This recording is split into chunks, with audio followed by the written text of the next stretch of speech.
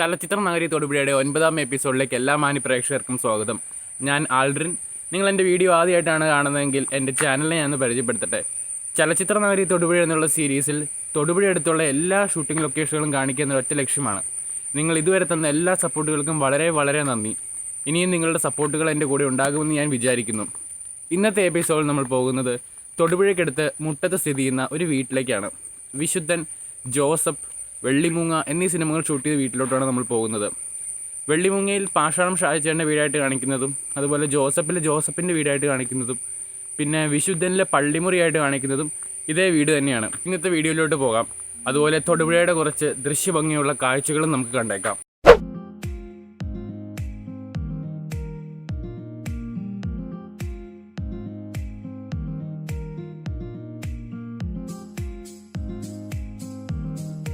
നമ്മളിപ്പോൾ എത്തി നിൽക്കുന്നത് തൊടുപുഴയിലെ ഇടുക്കി കവലയിലേക്കാണ്. മുട്ടം കവല എന്നും ആളുകൾ ഇതിനെ പറയും.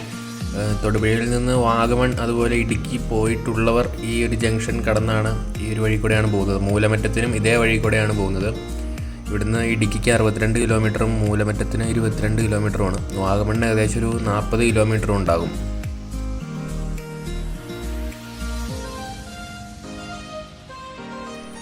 നമ്മളിപ്പോൾ മലങ്കര സൈഡിലോട്ട് എത്തിയിരിക്കുകയാണ്.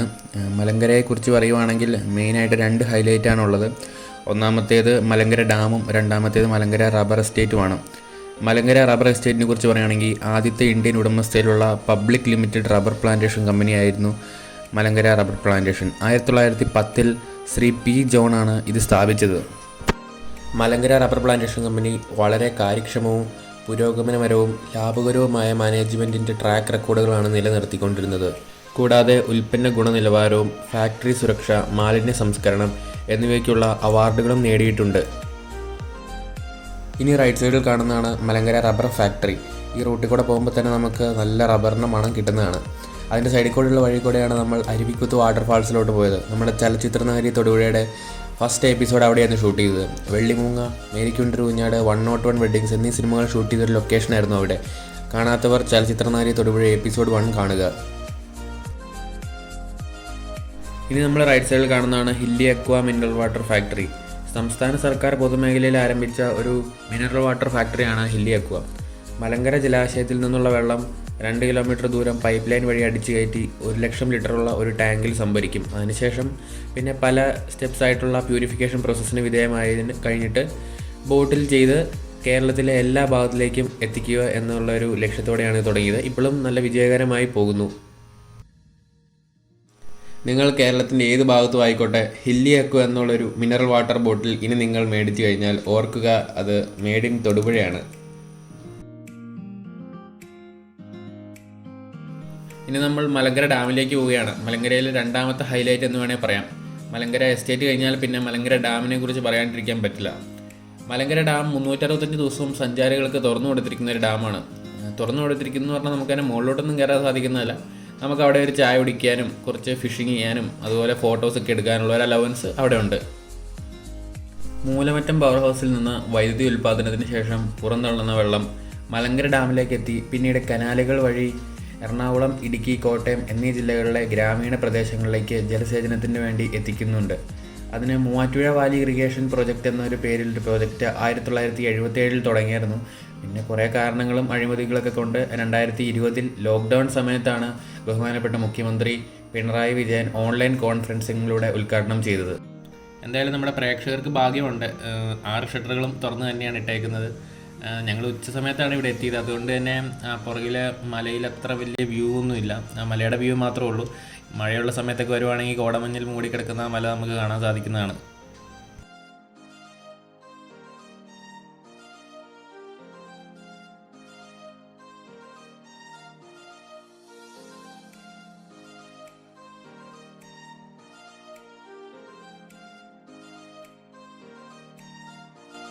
നമ്മളങ്ങനെ വീടെത്തിയിരിക്കുകയാണ്. ഈ വീട് ഇടുക്കി ex-MLA-യുടെയാണ്. 1980 മുതൽ 1987 വരെ ഇടുക്കിയിലെ 2 ടേമിൽ MLA ആയിരുന്ന ശ്രീ ജോസ് കുറ്റ്യാനി സാറിൻ്റെ വീടാണിത്.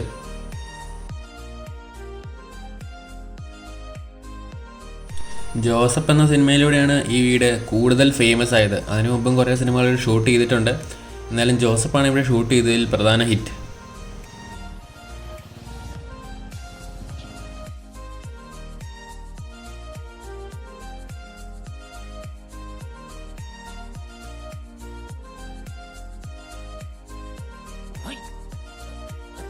നീ എന്നടാ ഈ വേഷത്തിൽ? അതെ, ഇന്ന് ഞങ്ങളുടെ വെഡിങ് ആനിവേഴ്സറിയാ. ആണോ? ഈ 11ാം പാർട്ടി കോൺഗ്രസിന്റെ കവാടത്തിന്റെ വാതിൽക്കൽ ഞാൻ ഇതേ ഡ്രസ്സിൽ ഇങ്ങനെ വെട്ടി വേർത്ത് നിൽക്കുമ്പോഴാണ് ഞാനും അവളും തമ്മിൽ ആദ്യമായിട്ട് കണ്ടത്. അങ്ങനെയാണ് ഇഷ്ടപ്പെട്ടതും. അതിന്റെ ഒരു ഇതാണിത്. എങ്ങനെയുണ്ട്? ഇവിടെ ഒരു കുഞ്ഞു കുട്ടിയുള്ളതാണ്, അതുകൊണ്ടാണ് അവിടെ ബെഞ്ച് വെച്ചത് കവർ ചെയ്ത് വെച്ചേക്കുന്നത്, പുറത്തോട്ടൊന്നും നടന്നിറങ്ങി പോവാണ്ടിരിക്കാൻ വേണ്ടിട്ട്. എല്ലാരും മാമച്ചനോ എന്നാ ഈ രാവിലെ? ഓ,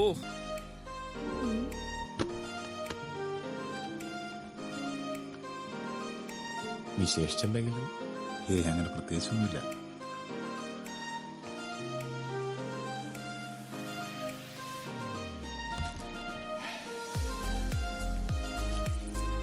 കഴിഞ്ഞ ദിവസം ഇത് കണ്ടത്.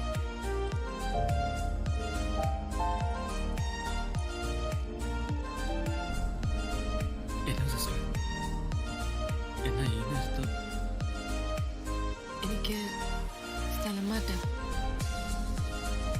പോണേന് മുമ്പ് അച്ഛനെ കണ്ടൊരു അത്യാവശ്യ കാര്യം പറയാനുണ്ടായിരുന്നു.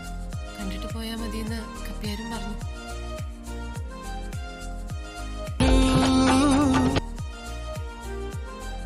വിശുദ്ധൻ എന്ന സിനിമയിൽ ആ പട്ടിക്കൂടിൻ്റെ ഭാഗത്തായിട്ട് അവരൊരു ചെറിയ സെറ്റ് പോലെ ഇടുന്നുണ്ട്. വീടുകളിലൊക്കെ ഷൂട്ട് ചെയ്യുന്നതിന് സെറ്റ് ഇടേണ്ട ആവശ്യം വലിയ കാര്യമായിട്ട് വരുന്നില്ല, കാരണം വീട് തന്നെയാണ് അതിൻ്റെ അകത്തെ മെയിൻ ഹൈലൈറ്റ്. അതെന്നാ പോകെ പോണത്? കാപ്പി കുടി. നല്ല കാപ്പി. അതിന് കുടിച്ചില്ലല്ലോ.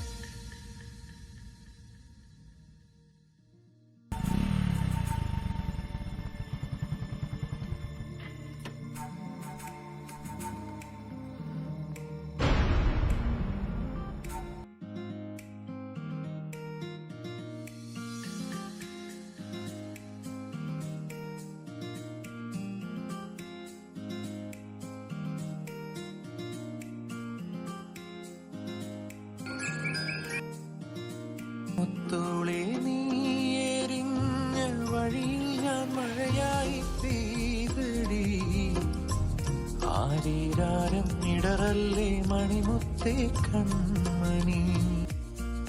ആ പേര ഇപ്പോഴും അവിടെ തന്നെയുണ്ട്. അവർ വെള്ളം അടിക്കുന്ന സീൻസ് എല്ലാം ഷൂട്ട് ചെയ്തത് അതിൻ്റെ താഴെ നിന്നുകൊണ്ടായിരുന്നു.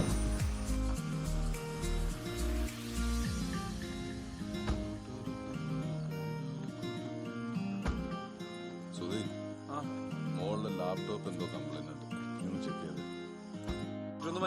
ആ, രൂപ 5000 മതി. അല്ല, കാശുണ്ടല്ലോ. അല്ല, ഇന്നത്തെ കേസിന് ക്രെഡിറ്റും SP DSP ഏറ്റെടുത്തല്ലേ ഇവൻ സാർ?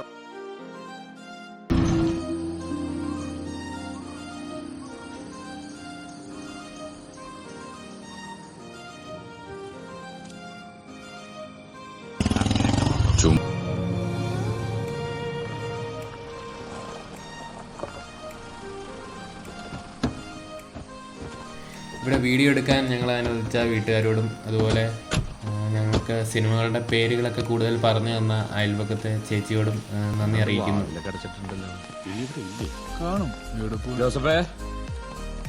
ഇന്നത്തെ വീഡിയോ എല്ലാവർക്കും ഇഷ്ടപ്പെട്ടെന്ന് വിചാരിക്കുന്നു. നമ്മൾ അടുത്ത എപ്പിസോഡിൽ പോകുന്നത് ഏകദേശം ഒരു 50-ൽ പരം സിനിമകൾ ഷൂട്ട് ചെയ്ത തൊടുപുഴയിലുള്ള മറ്റൊരു ലൊക്കേഷനിലോട്ടാണ്. എല്ലാ വർഷവും 4-5 സിനിമയിലും ഇവിടെ ഷൂട്ട് ചെയ്യാറുണ്ട്. ഇപ്പോൾ ഈ വർഷം കഴിഞ്ഞ ഈ ലോക്ക്ഡൗൺ സമയത്ത് വരെ ഒരു സിനിമ ഷൂട്ട് ചെയ്തിട്ട് പോയതാണ്. അപ്പോൾ ആ ഒരു ലൊക്കേഷനിലോട്ട് നമ്മൾ അടുത്ത വീഡിയോയിൽ പോകുന്നതായിരിക്കും. അതുവരെ ഞങ്ങളുടെ ചാനൽ സബ്സ്ക്രൈബ് ചെയ്തില്ലെങ്കിൽ സബ്സ്ക്രൈബ് ചെയ്യുക. അതുപോലെ തന്നെ തൊട്ടടുത്ത് കാണുന്ന ബെല്ലൈക്കൺ ക്ലിക്ക് ചെയ്ത് ഓൾ എന്നുള്ളൊരു ഓപ്ഷൻ എനേബിൾ ചെയ്യുവാണെങ്കിൽ ഞങ്ങളിടുന്ന എല്ലാ വീഡിയോസും നിങ്ങൾക്ക് ലഭിക്കുന്നതായിരിക്കും. അപ്പം അടുത്തൊരു വീഡിയോയിൽ കാണുന്നവരെ ബൈ ബൈ.